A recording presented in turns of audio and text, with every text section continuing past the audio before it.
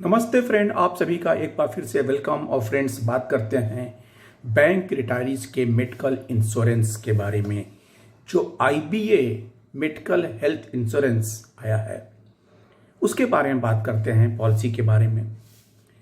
कि पिछले दिनों सारे बैंकों ने धीरे धीरे सर्कुलर निकालना शुरू कर दिया और लास्ट डेट भी आने लगी। अभी हाल ही में पंजाब नेशनल बैंक ने सर्कुलर निकाला, लेकिन उन्होंने लिखा कि अभी क्या प्रोसीजर है रजिस्ट्रेशन का अप्लाई करने का, मैं बाद में डिक्लेयर होगा। सेंट्रल बैंक का सर्कुलर आया, उसमें 22 तारीख से विंडो ओपन हो गया और 13 अक्टूबर तक ये रहेगा। 10 अक्टूबर तक रहेगा। 13 अक्टूबर को एमलगेमेटेड पैसा उन्होंने को सेंट्रल ऑफिस भेजने का प्लान है सर्कुलर के हिसाब से। और हमारे रिटायरी साथी कैलकुलेशन करना शुरू कर दिए, क्योंकि शुरू में एक बार एआईबीपीआरसी से सर्कुलर निकला जीएसटी के संबंध में, एक बार एआईबीआरडब्ल्यू की तरफ से निकला, और शुरू में 4/9 को एआईबीए ने वेंकटाचलम के सिग्नेचर से निकाला। लेकिन उसके बाद क्या हुआ, किसी नेता को कोई लेना देना नहीं। खासकर से जो लीडिंग लीडर्स हैं वेंकटाचलम, उनका कोई खोज खबर नहीं है। उन्होंने सोचा कि मैंने इतना बढ़िया पॉलिसी बनवा दिया, मेरा काम खत्म। और मजे की बात यह है कि पॉलिसी की सारी बड़ाई लोग कर रहे हैं, कोई कमियां नहीं निकाल रहा है। खैर, उसमें हम भी कुछ नहीं कर सकते। लेकिन जो सजेशन एआईबीपीआरसी ने दिया था आईबीए को, उसके बारे में भी कोई चर्चा नहीं है। यानी कि कुल मिला के जो परिस्थितियां लग रही हैं उसके अनुसार बैंकर्स को यानी रिटायरीज को आईबीए हेल्थ इंश्योरेंस लेना है तो जो प्रीमियम, जो कंडीशंस सर्कुलर में आईबीए के है वो उनको फॉलो करना होगा, और प्लस जीएसटी का भी भुगतान करना होगा। ग्रुप इंश्योरेंस का फायदा मिल रहा है या नहीं मिल रहा है, लेकिन जीएसटी का नुकसान जरूर हो रहा है। अवार्ड स्टाफ को अगर 3 लाख और 4 लाख का ऑप्शन दिया गया है तो 3 लाख पे 4,860 रुपए आपका जीएसटी बनेगा। अकॉर्डिंगली यू हैव टू पे द प्रीमियम ऑफ 31,861। 4 लाख के लिए 5,580 जीएसटी बनेगा, यानी कि 31,001 रुपए पे आपको टोटल 36,581 पे करना होगा। अगर 5.25 ऑफिसर स्केल 1 to 5, जिसके लिए कोई ऑप्शन नहीं है, न 3, न 4, न 5, न 6, न 7, ओनली फिक्स अमाउंट 5.25। और किस हिसाब से बना गया है, राउंड फिगर के बजाय 0.25 क्यों लगाया गया है, ये तो बेहतर आईबीए और इंश्योरेंस कंपनी जानती है। 40,231 प्लस 7,242, यानी कि 47,473 हमारे कुछ साथी सेंट्रल बैंक के जिन्होंने अप्लाई किया है, तो यही अमाउंट उनमें शो कर रहा है रजिस्ट्रेशन के वक्त।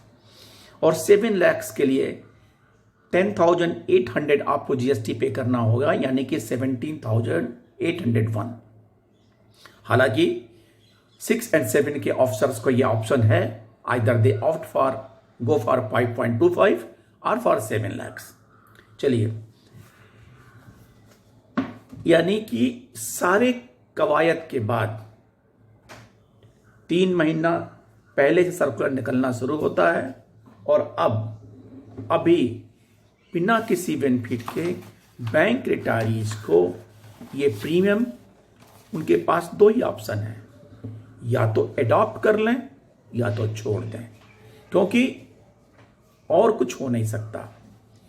आईबीए के तरफ से कोई चर्चा नहीं है कि क्या, अगर जो सजेशन एआईबीपीआरसी ने दिए थे बेस पॉलिसी को ऑप्शन के बारे में, अथवा उसके बारे में कोई चर्चा नहीं है, और ना जीएसटी एग्जेम्पशन के बारे में कोई चर्चा है।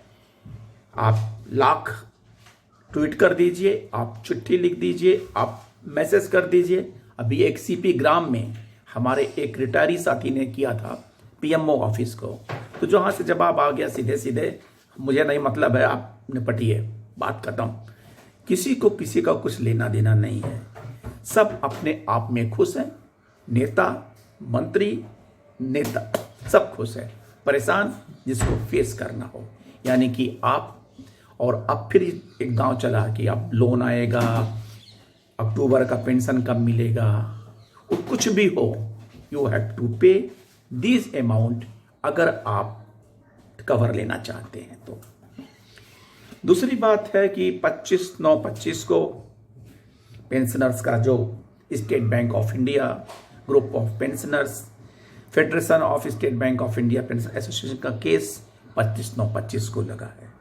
चूंकि सिंगला का case, MC Singla pension updation का केस नहीं लगा सितंबर माह में, तो रिटायरीज का एक उम्मीद बंधी हुई है कि स्टेट बैंक ऑफ इंडिया के इस केस में दिल्ली हाई कोर्ट से कुछ पॉजिटिव पेंशनर्स को मिलना चाहिए। यदि स्टेट बैंक ऑफ पेंशनर्स को लागू होगा तो शायद उसका पेंशन अपडेशन के संबंध में तो और बैंकों पे भी लागू होने की संभावना बनती है। 26/9 को आईबीए मीटिंग कर रही है ईओबी लीडर से। मुद्दा वही पुराना, 5 डे बैंकिंग, पीएलआई, बैंकर्स के सिक्योरिटी, रिक्रूटमेंट, और इन सबों को देखते हुए नहीं लगता है कि इसमें कुछ होने की संभावना है। और नेक्स्ट 15 अक्टूबर 25 के पहले ये प्रिपरेटरी मीटिंग हो रही है। इस मीटिंग्स में एक दूसरे के गले में बांह डाल के कहेंगे कि हम लोग मुस्कुराते हुए सीएलसी के सामने जाएंगे, मुस्कुराते हुए आएंगे, और नेक्स्ट डेट फिर दिसंबर का मिल जाएगा। क्योंकि हमें सॉल्यूशन से मतलब नहीं है, हमें प्रॉब्लम खड़ा करना आता है, और हम प्रॉब्लम खड़ा कर रहे हैं। तो फ्रेंड्स, ये सब डेवलपमेंट्स हैं, जिसका कहने का तात्पर्य है कि कुछ रेजोल्यूशन नहीं है, केवल हम आप परेशान होते रहें और अल्टीमेटली हमको एडॉप्ट करना पड़ता है। थैंक यू फ्रेंड्स, नमस्ते।